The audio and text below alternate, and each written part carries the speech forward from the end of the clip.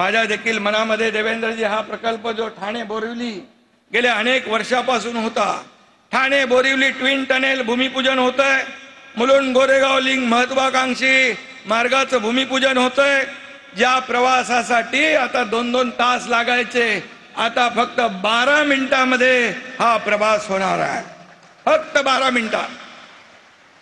आणि मुंबई ठाण्यासह MMR रिजनला लाखो लोकांना त्याचा फायदा होणार आहे, त्यांचं जीवन वेगवान आणि सुखकर होणार, त्यांचा प्रवास सुखकर होणार। नरेंद्र मोदीजींच्या हाताला यशाचा परीस लाभलेला आहे, त्यांचे हात ज्या कामाला लागतात त्या कामाचं सोनं होतं।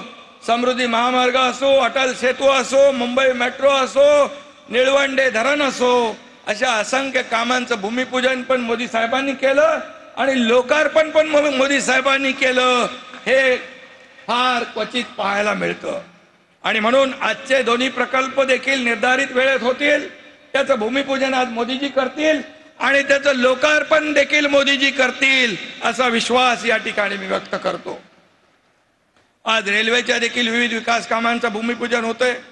इन्फ्रास्ट्रक्चरच्या कामामध्ये महाराष्ट्र नंबर 1 आहे। ह्युमन डेव्हलपमेंट इंडेक्स मध्ये देखील महाराष्ट्राचं काम उजवं आहे। सर्व समाज घटकांच्या आयुष्याचं सुख समाधान आणणं हा मोदीजींचा अजेंडा आहे।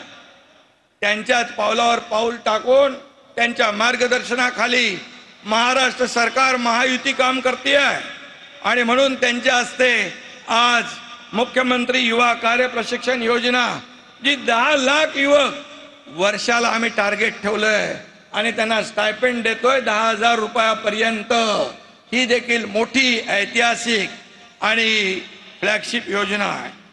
आणि म्हणून इंडस्ट्री फ्रेंडली स्टेट ही महाराष्ट्राची ओळख पुन्हा प्रस्थापित केल्यानंतर त्या उद्योगांना ट्रेंड मॅनपॉवर देण्याचं काम आपलं सरकार करणार आहे।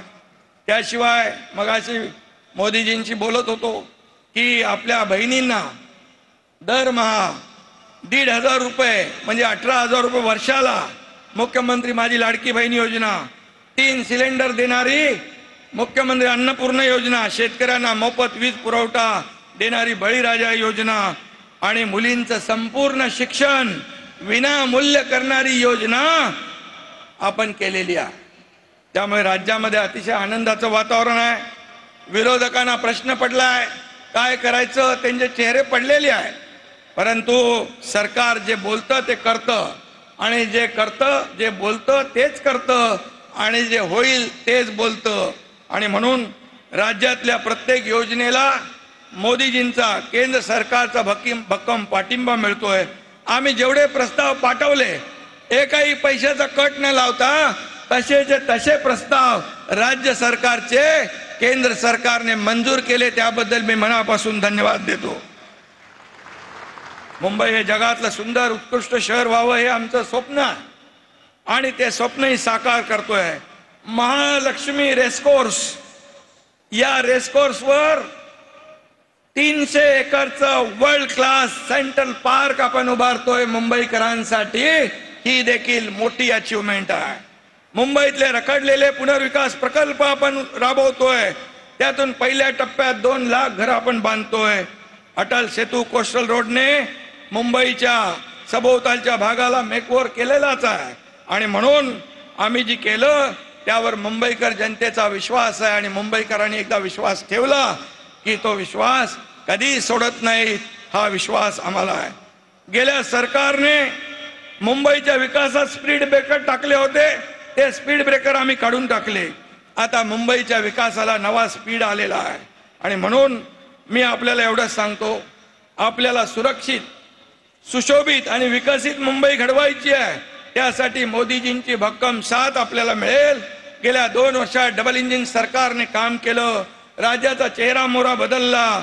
पुढल्या 5 वर्षात विकासाचं इंजिन अधिक वेगाने धावेल आणि या देशाला मोदीजींचं भविष्यवेधी नेतृत्व सतत मिळत राहो, त्यांचं मार्गदर्शन आम्हाला सतत मिळत राहो अशी सदिच्छा मी व्यक्त करतो।